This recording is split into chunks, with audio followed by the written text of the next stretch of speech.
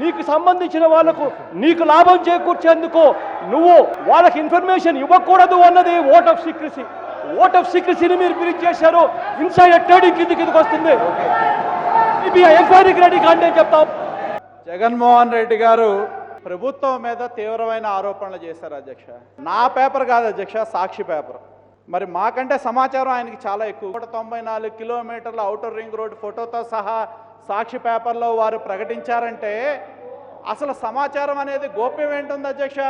అయినవోలు గ్రామంలో నా కుమార్తె పేరు మీద 3 ఎకరాల 58 సెంట్లు నేను కొన్నా అధ్యక్ష. చివరికి ఇంట్లో ఉన్న పిల్లల్ని కూడా తీసుకొచ్చి పేపర్లో పేర్లు రాస్తా ఉన్నారు అధ్యక్ష. నెల్లూరు జిల్లాలో కావలకు సంబంధించిన ఒక ఎమ్మెల్యే తాడేపల్లి దగ్గర భూమి కొనలేదా అధ్యక్ష? 100 ఎకరాల ల్యాండ్ బ్యాంకులు మీ దగ్గర పెట్టుకొని, మీ ఎమ్మెల్యేల దగ్గర పెట్టుకొని ఇవాళ ప్రభుత్వం మీద, వ్యక్తుల మీద బురచల్లాలనే ప్రయత్నం ఏంటని చెప్పి నేను ప్రశ్నిస్తా ఉన్నా. దేనికోసం ఎంక్వైరీ చేయాలి అధ్యక్ష? దేనికోసం ఎంక్వైరీ చేయాలి? మీరు చేసిన అబద్ధ కల్పనల మీద, అవాస్తవాల మీద, దుష్ప్రచారాల మీద, రాజధాని మీద మీరు బురజల్లే ప్రయత్నం చేస్తే దాని మీద సిబిఐ ఎంక్వైరీ కావాలా? పదే పదే అవాస్తవాలు, అబద్ధ కల్పనలు చేసి ప్రజలని నమ్మించే, నమ్మబలికే ఒక కుటిల రాజకీయ వైఖరికి ప్రతిపక్ష నాయకుడు నంది పలికారు. దయచేసి చెయ్యొద్దని చెప్పి నేను విజ్ఞప్తి చేస్తా ఉన్నా.